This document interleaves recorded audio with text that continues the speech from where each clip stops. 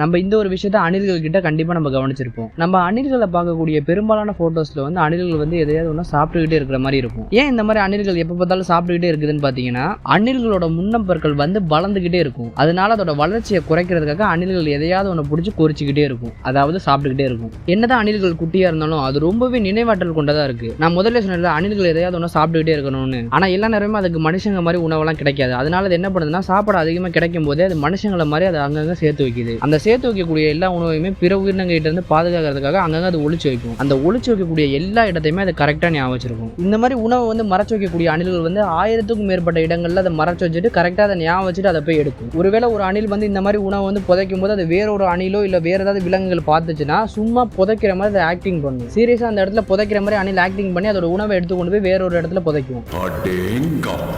பெரும்பாலும் அணில்கள் சாப்பிடுறது பருப்பு, புளியங்கொட்டை, அதுக்கப்புறம் மரங்கள்ல கிடைக்கக்கூடிய சின்ன சின்ன விதைகளை தான் சாப்பிடுது. அணில்கள் மரத்துலையும் தரையிலையும் ரொம்பவே வேகமா சுத்திக்கிட்டு இருக்கும். இதனால அணில்கள் வந்து கொஞ்சம் அசுத்தமாயிரும். அந்த அசுத்தத்தை போக்குறதுக்காக அது குளிக்கும். சீரியஸா மனுஷங்க மாதிரி அது தண்ணியில குளிக்கும். அதனால அதோட அசுத்தமும் போகும், அதோட உடல்ல இருக்கக்கூடிய கிருமிகளும் அதை விட்டு போகும்.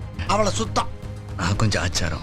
இந்த மாதிரி நாள் முழுக்க ரொம்பவே சுறுசுறுப்பா சுத்தக்கூடிய அணில்கள் வந்து மரத்திலையும் மண்ணிலையும் வாழும். ஒரு சில அணில்கள் மட்டும் குழி எடுத்து அதுல ஒரு பள்ளமாக்கி அந்த இடத்துக்குள்ள வாழும். அணில்கள் இந்த அளவுக்கு சுறுசுறுப்பா இருக்கிறதுக்கு காரணமே அதுங்க வந்து தூக்கத்தை ரொம்பவே விரும்புது. அணில்கள் ஒரு நாளைக்கு 14 மணி நேரம் தூங்கும். அந்த 14 மணி நேரம் தூக்கத்துக்கு அப்புறமா தான் அது இந்த அளவுக்கு சுறுசுறுப்பா இருக்கவே தொடங்குது. அதனால தூக்கத்தை வந்து எப்பயுமே தள்ளி வைக்காதீங்க, கண்டிப்பா தூங்குங்க. அதுக்குன்னு ரொம்ப நேரம்லாம் தூங்காதீங்க. அணில் மாதிரி ஒரு 8 மணி நேரம் தூங்குங்க. இந்த வீடியோ நைட்டு பார்த்துக்கிட்டு இருந்தீங்கன்னா போனை ஆஃப் பண்ணி வச்சுட்டு தூங்கிட்டு அடுத்த நாள் டைம் இருந்தா பாருங்க. நம்ம நார்மலா நம்மளை சுத்தி இருக்கக்கூடிய அணில்களை வந்து எவ்வளவு நீளத்துல நம்ம பார்த்திருக்கோம். எனக்கு தெரிஞ்சு சொல்றேன், சுமாரா ஒரு 10 சென்டிமீட்டர்ல இருந்து ஒரு 20 சென்டிமீட்டர் வரைக்கும் பார்த்திருக்கேன். ஆனா இந்தியாவில தான் மிகப்பெரிய அணில்கள் வந்து காணப்படுது. மலைநாட்டு அணில்கள்னு அழைக்கப்படக்கூடிய அணில்கள் வந்து 1 அடி வரைக்கும் நீளமா வளரக்கூடியது. அந்த அணில் வந்து நம்ம சுற்றத்துல இருக்க அணில் மாதிரியான நிறத்துல இருக்காது. அது கொஞ்சம் டிஃப்ரெண்டா இந்த மாதிரியான கலர்ல தான் அது காணவே படுது. சில வகையான மர அணில்கள் மட்டும் ஒரு பாய்ச்சல்லையே 6 மீட்டர் வரைக்கும் வேகமா குதிக்கக்கூடியது. அணில்கள் வந்து உணவு தேடி மரத்துக்கும் தரைக்கும் போய்கிட்டு இருக்கிறதுனாலே அதுங்களால ஈஸியாவே ரொம்ப தூரத்துக்கு ஜம்ப் பண்ண முடியும். ஒரு சில மர அணில்களால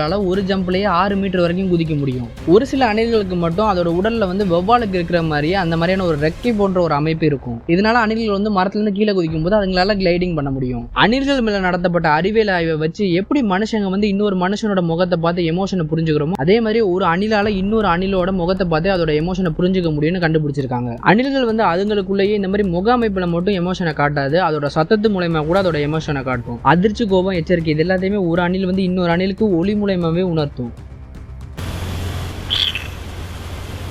ஆமைகள் உலகத்திலேயே அதிக ஆயுட்காலத்தை கொண்ட உயிரினங்கள்ல ஆமைகளும் ஒன்று. ஆமைகள் சுமாரா 250 ஆண்டுகள் வரைக்குமே வாழக்கூடியவை. இதுவரைக்கும் மனிதர்களுக்கு தெரிய வந்த ஆமைகள்லேயே 1832 பிறந்ததா சொல்லப்படக்கூடிய ஜொனாதன்ற ஒரு ஆமை தான் உலகத்திலேயே அதிக வயதுடைய ஆமையா கருதப்படுது. 2022 வருஷத்தை கடந்து அந்த ஆமைக்கு 190 வயது ஆகுது. இதனால இந்த ஆமை வந்து கின்னஸ் புக்ல இடம் பிடிச்சிருக்கு. ஒரு சில பேர் நினைச்சுக்கிட்டு இருப்பாங்க ஆமையை வந்து அதோட ஓட்டுல இருந்து பிரிச்சு எடுத்துடலான்னு. ஆனா உண்மை என்னன்னா அந்த ஓட்டை முழுசா உடச்சுதான் எடுக்க முடியுமே தவிர அந்த ஆமையும் அந்த ஓட்டையும் தனித்தனியா பிரிக்க முடியாது. அந்த ஆமையோட எலும்பு தான் அதை சுத்தி அந்த மாதிரி ஓடு மாதிரியான அமைப்பை கொடுத்துருக்கு. இதனால ஆமையும் அதோட ஓடையும் தனித்தனியா பிரிக்க முடியாது. ஆமைகளை பத்தி இருக்கிறதுலயே ரொம்பவே நம்ப முடியாத ஒரு விஷயம் என்னன்னா ஆமைகளும் நம்மள மாதிரி நுரையீரல் மூலமா தான் சுவாசிக்குது. ஆனா சில வகையான ஆமைகளால அதோட பின்புறத்தால சுவாசிக்க முடியும். இதை கேட்கும்போது என்னாலே சுத்தமா நம்ப முடியல. இதனால ஆமைகள் வந்து இந்த மாதிரி பின்புறம் மூலமா சுவாசிக்குதுன்னு பாத்தீங்கன்னா சில நன்னீர் ஆமைகள் மட்டும் குறிப்பா குளிர்காலத்துல ரொம்ப நேரம் தண்ணி கடியில இருக்கிறதுனாலயே இந்த மாதிரி குளோக்கல் சுவாசத்தை அது பயன்படுத்துது, அதாவது பின்புறமா சுவாசிக்கிறது. அந்த பின்புற சுவாசத்தை அந்த ஆமை எப்படி செய்யுதுன்னு பாத்தீங்கன்னா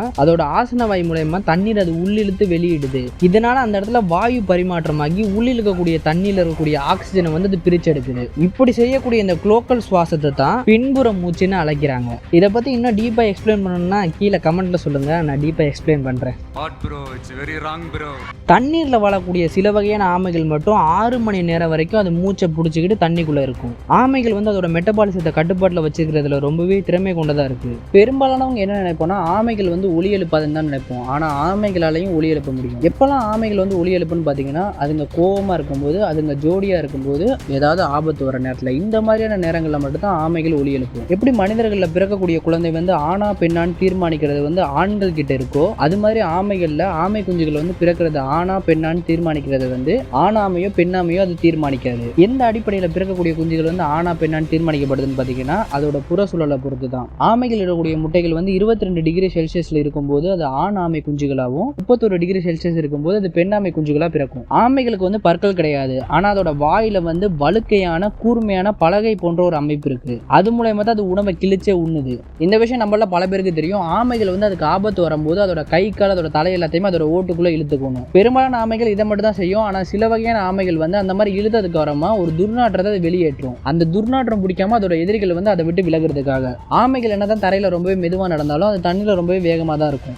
ஆமைகள் பொதுவாகவே 4 to 10 மணி நேரம் வரைக்கும் தூங்கக்கூடியவை. குறிப்பா ஆமைகள் வந்து இரவு நேரத்துல தான் அதிகமா தூங்கக்கூடிய தன்மை கொண்டதா இருக்கு. தண்ணியில வாழக்கூடிய ஆமைகள் வந்து அதோட பின்மூச்சோட உதவி மூலமா தண்ணிக்குள்ளேயே அது தூங்குது. தரையில வாழக்கூடிய ஆமைகள் வந்து பெரும்பாலும் அச்சுறுத்தல் வராம ஒரு அமைதியான இடத்தை கண்டுபிடிச்சு அந்த இடத்துல தான் அது தூங்கவே செய்யும். தரையில வாழக்கூடிய ஆமையா இருந்தாலும் சரி, தண்ணியில வாழக்கூடிய ஆமையா இருந்தாலும் சரி, அந்த ஆமைகள் தூங்கும் போது அது எப்பவுமே கண்களை வந்து முழுமையா மூடிக்கிட்டு தூங்காது. பாதி திறந்து பாதி திறக்காத மாதிரி தான் அது தூங்கவே செய்யும். ஏன்னா எதிரிகள் கிட்ட இருந்து எப்ப வேணா அச்சுறுத்தல் வரும்ன்றதுக்காக.